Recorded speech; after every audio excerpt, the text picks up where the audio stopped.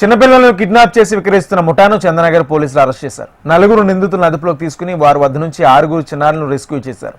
2 పిల్లలకు సంబంధించి గతంలో చందనగర్ పిఎస్లో 2 మిస్సింగ్ కేసులు నమోదు చేసి దర్యాప్తు చేసిన పోలీసులు 4 అదుపులోకి తీసుకున్నారు.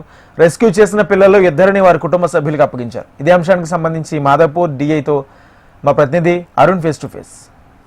చేసి విక్రయిస్తున్న ముఠానైతే చందనగర్ పోలీసులు అదుపులోకి తీసుకున్నారు. వారి నుంచి 5 అదుపులోకి తీసుకొని 6 సేవ్ చేశారు. మనతో పాటు Chandanagar CI Bhaskar sir DI Bhaskar sir ఉన్నారు. సార్, మీకు ఈ కంప్లైంట్ ఎలా వచ్చింది, ఎట్లా స్టార్ట్ అయింది? 27 ఆగస్టు 2025 రోజు సాయంత్రం 5 గంటలకు నిఖిల్ వాళ్ళ మదర్ వచ్చి పోలీస్ స్టేషన్లో వాళ్ళ బాబు కనిపించడం లేదు, తప్పిపోయినాడు అని చెప్పేసి కంప్లైంట్ ఇవ్వడం జరిగింది.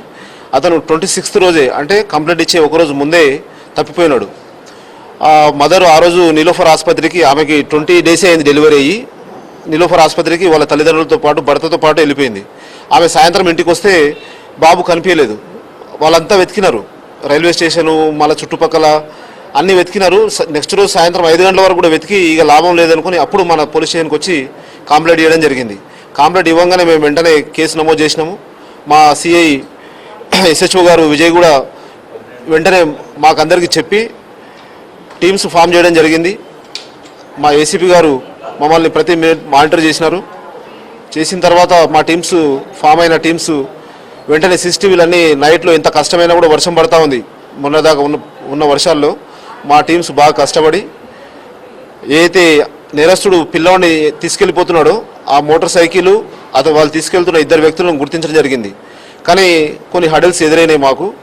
ఆ నెక్స్ట్ రోజు 2-3 రోజులు వరుసగా మేము అన్ని వెరిఫై చేసిన తర్వాత మేము ఒక క్లారిటీకి వచ్చినాము. వచ్చి నిన్న అతన్ని అరెస్ట్ చేయడం జరిగింది. అరెస్ట్ చేసి ఎంక్వైరీ చేస్తే గత 4 సంవత్సరాలు 5 సంవత్సరాల నుంచి అతను ఇదే విధంగా పిల్లల్ని ఎత్తుకెళ్ళి అమ్ముకుంటున్నట్టు తెలిసింది.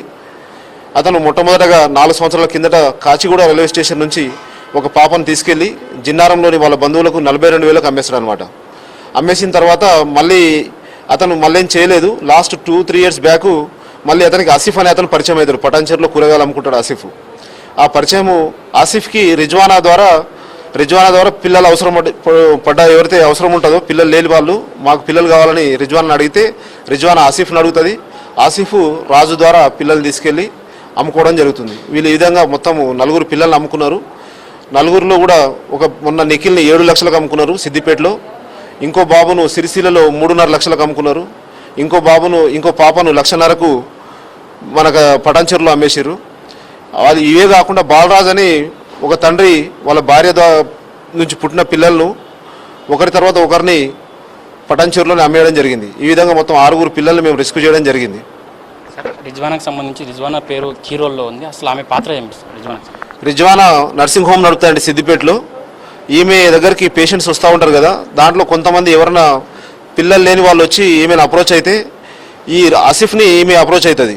ఆసిఫ్ని ఇట్లా ఒక అమ్మాయి కావాలి, లేదంటే ఒక అబ్బాయి కావాలి, మీరు తీసుకొస్తే నేను ఇంత డబ్బులు ఇస్తా అని చెప్పేసి వాళ్ళకి చెప్పడము. ఆసిఫ్ రాజు ద్వారా పిల్లల్ని ఎత్తుకెళ్ళి రిజ్వానాకి హ్యాండ్ ఓవర్ చేయడం, రిజ్వానా ఆ పేరెంట్స్కి హ్యాండ్ ఓవర్ చేయడము. ఈ విధంగా రిజ్వానానే కీ రోల్ అండి ఇందులో. ఇప్పుడు సేవ్ చేసిన పిల్లలకు సంబంధించి ఎంతమందిని వాళ్ళ తల్లిదండ్రులకు అప్పగించారు? మిగతా పిల్లలు ఎక్కడ ఉన్నారు?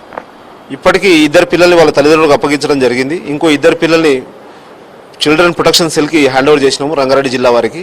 వాళ్ళను గుర్తిస్తాము.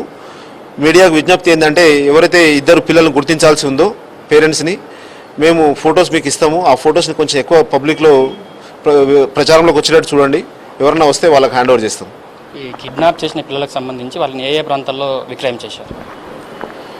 ఒక అమ్మాయిని జిన్నారము, ఒక అబ్బాయిని సిద్దిపేట, ఒక అమ్మాయిని సిరిసిల్ల, ఇంకో అబ్బాయిని పటాన్చెరు, ఇంకో 2 పిల్లల్ని కూడా పటాన్చెరులో అమ్మడం జరిగింది.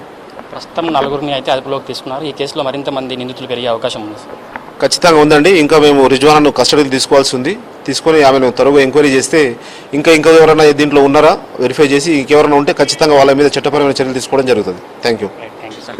ప్రస్తుతం ఈ కేసుకు సంబంధించి అయితే 4 అదుపులోకి తీసుకున్నారు. అదేవిధంగా ఈ కేసు ఇంకా మరింత దర్యాప్తు అయితే కొనసాగుతుంది. ఇప్పటికే 4 అదుపులోకి తీసుకుని అయితే విచారణ కొనసాగుతుంది. ఏదైతే 6 మంది పిల్లల్ని అదుపులోకి తీసుకున్నారో వారిలో 2 పిల్లల్ని వారి యొక్క తల్లిదండ్రులకు అప్పగించారు. అదేవిధంగా మనం 4 చైల్డ్ రూమ్ జోయిన్ హోమ్లో అయితే తరలించారు. దీనికి సంబంధించి కూడా ఇంకా మరింత మంది నిందితులు పెరిగే అవకాశం ఉందని కూడా మనతో పాటు చందనగర్ డిఐ భాస్కర్ సార్ అయితే చెప్తున్నారు. కెమెరా పర్సన్ రవికుమార్తో అరుణ్, HM TV, హైదరాబాద్.